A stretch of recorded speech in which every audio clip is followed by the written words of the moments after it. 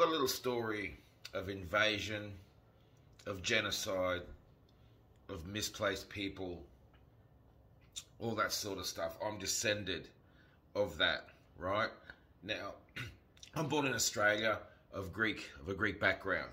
Now, I don't know the history thoroughly because I was never taught to be a victim and it wasn't spoken about. I was taught to just shut the fuck up, work, do your best in life, no matter what shit's been thrown at you, what's happened in the past, and what's happening now, and what might happen in the future. Just work, work, work, do your best, right?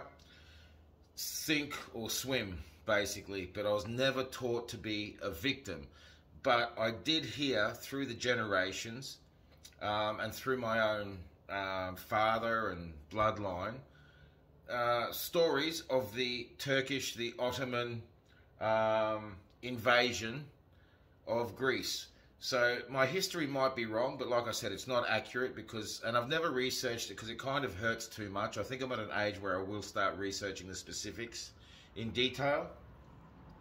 But more for curiosity's sake, not to blame anyone. What's happened in the past has happened in the past. But from about 1421 to 1821, when Greece gained its independence from the Turks, that's about 400 years of war.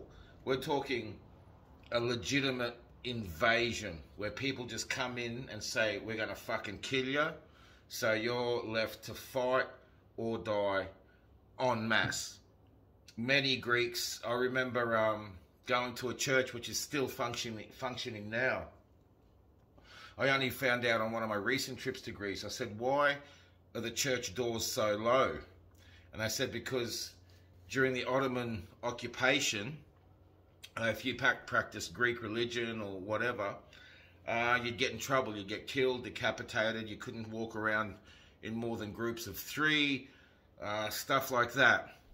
So that's a proper invasion, right? Yeah, so I said, the church, why the doors so... And they said, so the horsemen, because the Turks used to have horsemen riding around with big swords, and they'd come into the churches on their horses and decapitate all the Greeks practicing Greek Orthodox Christianity. So they built the doors lower so they couldn't come in on their horses cutting people's heads off, simply because they were going to church. And the Greeks had more of a chance to survive if they did decide to raid a church. Now, again, I'm stressing, this is a proper all-out fucking genocidal invasion, right? So anyway, 1821 they threw them over. The Turks gained independence, but there was a parcel in the invaded land, the truly invaded land, where it was a calculated attack on these people. It wasn't an exploration journey with what, a couple of thousand people and 150 guns or something. You don't invade a country like that. That's an expeditionary party. They're out to explore, just to check shit out, see what's out there. But an army comes in en masse with thousands, tens of thousands of people, guns, and just starts killing, right? That's an invasion. We've got to learn to define invasion, right? Now, 1821, the Greeks managed to overthrow them after 400 years. And there was a pocket, Smyrni, all this land that is currently Turkey, a lot of modern Turkey was Greek. The Turks invaded, the Greeks fought back, held off a bit of land and whatever they maintained in modern Greece. So there was a pocket of Greeks in Smyrni. Now, my dad's side is from that side, and that side of the family was had a successful mill, a cotton mill, or some sort of fabric mill. I spoke to relatives. They came and told me the story, that we're descended from a successful sort of milling family, fabric milling family. But it was all lost in 1921 when the Turks said, okay, not said, they did. They started killing, burning Greek businesses, houses, churches, the lot. And I think they killed and raped and slaughtered about 2 million Greeks and Armenians in the process of saying, fuck off. So whoever could fled to the coastline to get boats to go to Greece, to modern Greece, because the Turks said, we don't, you either could convert to Islam, do shit our way, or we're going to kill you, you know. So whoever left, whoever could leave, left, but under duress, while everything that they worked for was getting blown up, you know, they're getting raped, they're getting murdered, and whatever. And so my dad's side was that they managed to flee to Greece, right? 1921. My granddad died of starvation in Greece.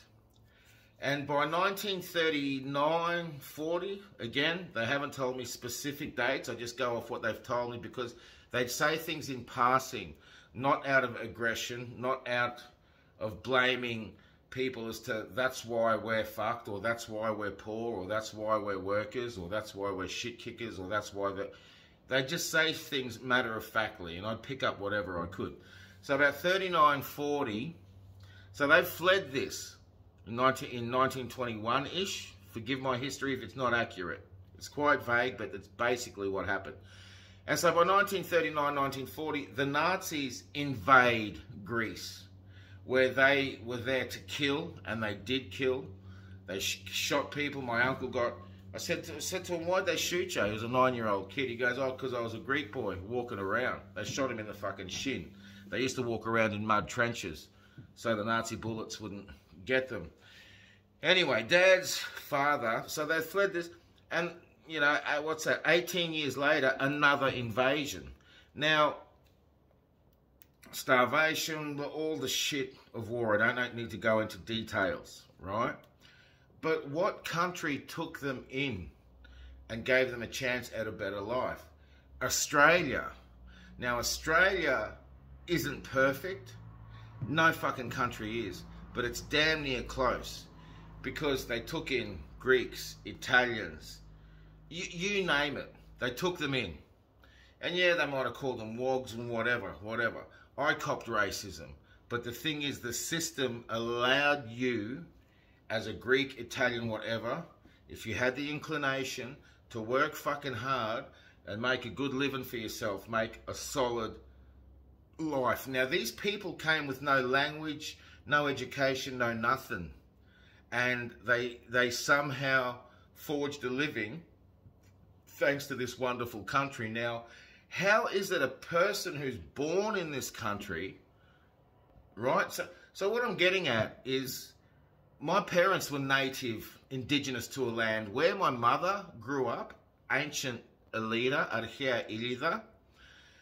I spoke to the curator at the museum there, and there's a city there, ancient Elida. It's the birthplace of the Olympic Games, where they first discussed the concept of the Olympic Games.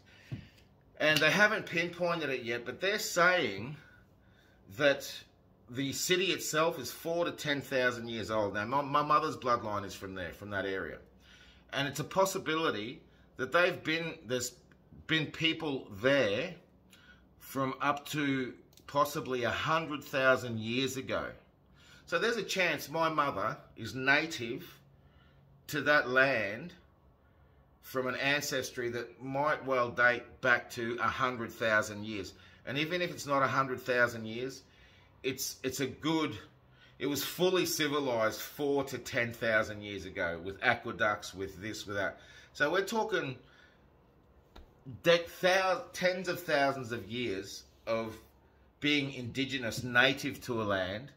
They get ripped off their indigenous land through starvation, through proper invasion, through war, and come to Australia. Now, these indigenous people left their loved ones, whatever. They were torn. Not once did they ever say to me that my family's a victim. Ever. Ever. Not once did they want reconciliation. You want reconciliation from the Turks or from the Nazis? Yeah, here's your reconciliation. Right? As brutal and as cold as that. Now, people are complaining in Australia that they want reconciliation. What the fuck for? There was no invasion.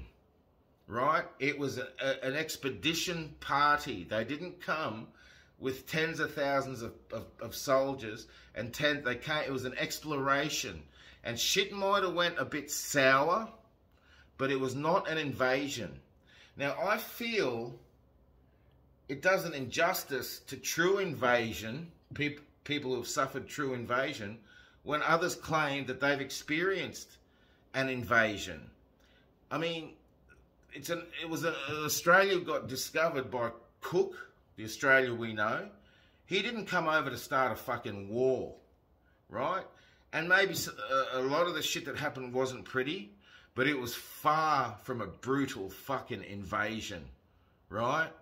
And yet, these people insist on compensation from modern day Australia now. Everyday Australians, taxpayers, are suffering, especially now, because a lot of the tax goes to welfare, reconciliation, this, that, and the other for certain communities, and nothing is happening. Why? It's not society's fault. It's not Australia's fault.